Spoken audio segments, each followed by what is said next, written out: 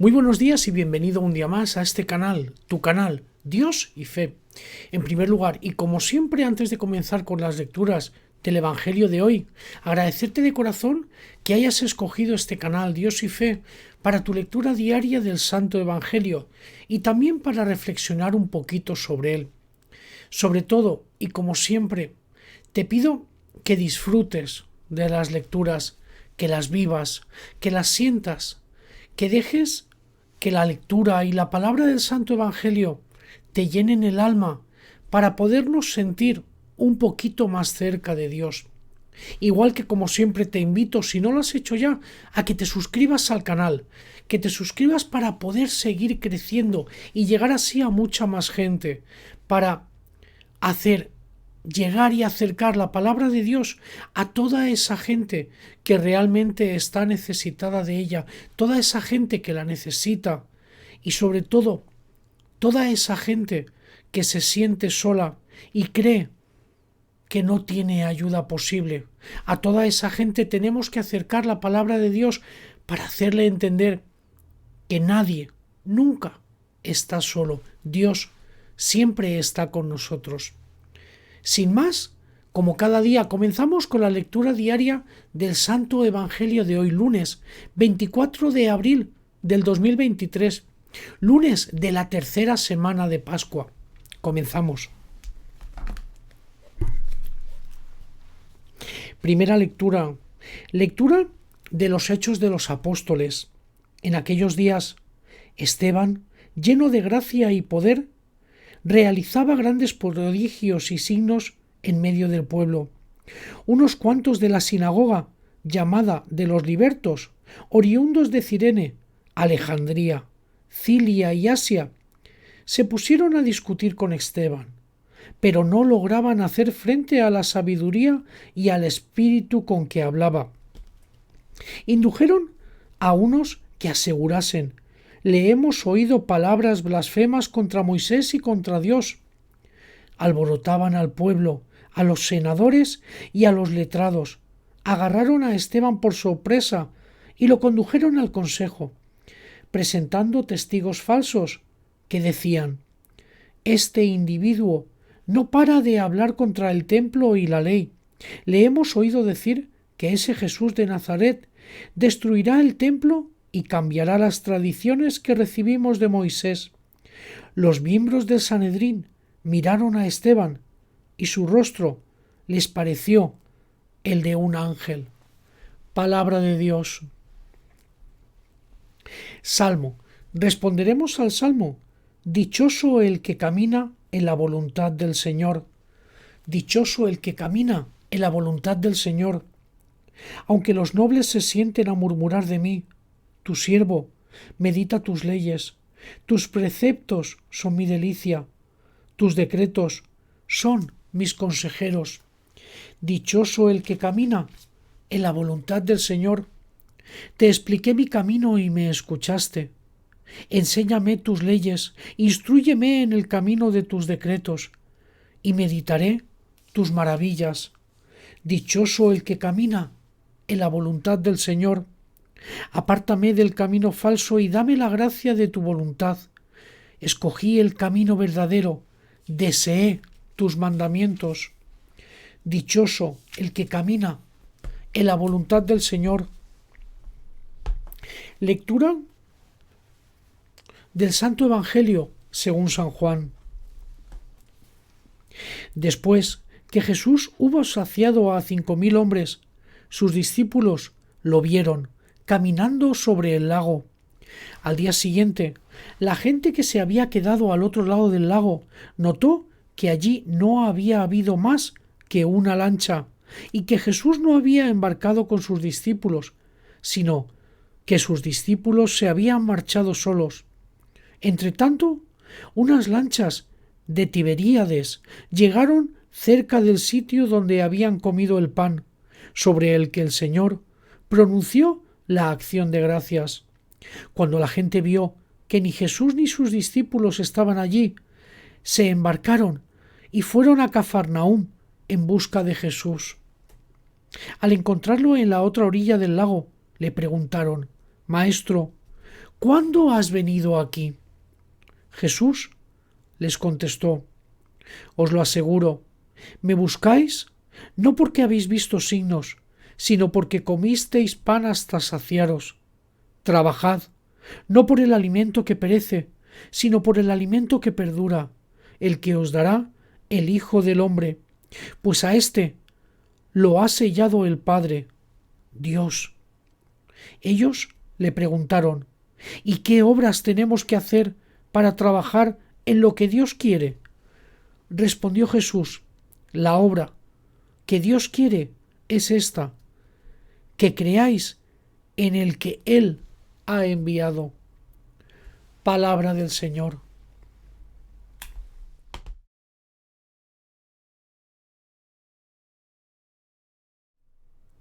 En el Evangelio de hoy, y tras el milagro de la multiplicación de los panes y los peces, Jesús nos está tratando de hacer abrir los ojos.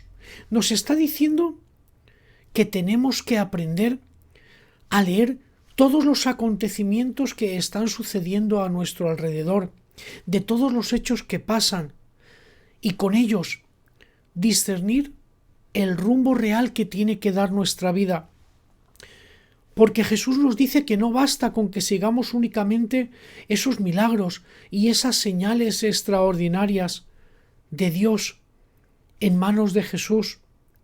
No debemos quedarnos únicamente con esos llamativos hechos que tanto llaman la atención, porque, como nos dice el Evangelio de hoy, esos son únicamente señales llamativas que nos acercan a saciar realmente nuestras necesidades, pero, como en el caso del pan y los peces, nos sacia el pan, nos sacian los peces, nos sacian esas necesidades físicas, y lo demás no nos importa. Solo nos importa ese interés que tenemos cada uno en un momento determinado. Y Jesús lo que nos está diciendo, en lo que está insistiendo, es que debemos de ser capaces de entender que lo que nos ha de saciar realmente no es algo que es momentáneo, no es ese pan o esos peces, no es algo que pueda determinarse o que pueda cuantificarse, como se hacía con el ejemplo de los panes y los peces, porque el alimento del alma es algo que debemos buscar mucho más allá de esos hechos o esas imágenes o esos milagros tan llamativos que Jesús, por medio o a través o gracias a Dios su Padre, hacía. Hemos de buscar esa saciedad en Dios, siempre, únicamente en Dios, no solo cuando estamos necesitados, no solo cuando estamos hambrientos de Él, sino todo lo contrario. Cuando mejor estemos es cuando más hemos de buscarlo, cuando más hemos de acercarnos a Él y agradecerle de corazón el estar así.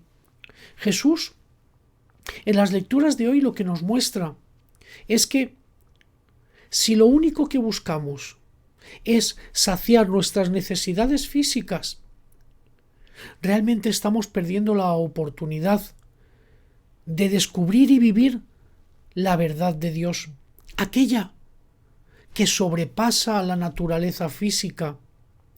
Jesús lo que nos está aclarando en las lecturas de hoy es que Él, cierto, realiza unos determinados hechos, unos milagros, unas curaciones. La respuesta que debemos tener no son esas obras, sino que debemos creer en quién y cómo las ha hecho. Jesús hoy lo que nos está diciendo de una forma muy clara es que esto que hemos de tener en cuenta, que hacer la obra de Dios no es simplemente cumplir con las leyes, no es únicamente ser bueno o ser malo, no es únicamente creer en que Jesús hizo esos milagros, no es únicamente creer en que Jesús los hizo gracias a que Dios lo puso con nosotros, no, sino que cumplir con la obra de Dios es sentirse responsable de nuestros actos, es cumplir con ese mandato que Jesús nos dejó, es creer en Él, es creer en lo que hizo y sobre todo y más importante creer en aquel que lo envió, en aquel que lo puso con nosotros en la tierra, porque sólo así, sólo Dios y sólo creyendo en Dios es Él el único que nos da ese alimento para el cuerpo físico y sobre todo para el espíritu. Solo creyendo eso podremos estar saciados realmente, porque Dios nos lo ofrece y nos lo ofrece a través de Jesús hecho hombre.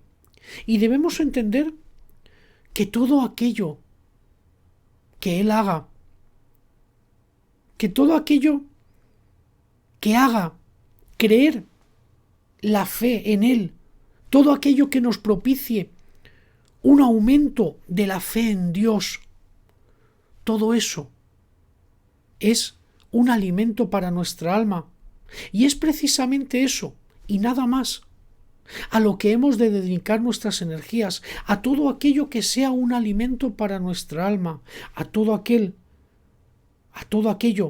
que nos invite a aumentar nuestra fe en Dios, a todo aquel que nos lleve a creer que todas las obras de Dios están hechas para nuestra salvación. Todo eso nos hará aumentar y alimentar nuestra fe en Él y saciará realmente nuestra alma. Sabemos, si somos sinceros con nosotros mismos, que en muchas ocasiones nos acercamos a Dios en busca de un beneficio personal, pidiéndole cosas que queremos, o eso pensamos, o que nos viene bien en un momento, en lugar de ganarnos su favor y su gracia, acercándonos sinceramente y de corazón a Él. Nos acercamos en momentos puntuales, en lugar de diariamente agradecerle todo lo que Él nos da. Pensamos en muchas ocasiones que si rezamos mucho o si repetimos de forma infinita esas oraciones mágicas, Dios verá así cuánto queremos una cosa y así nos la concederá.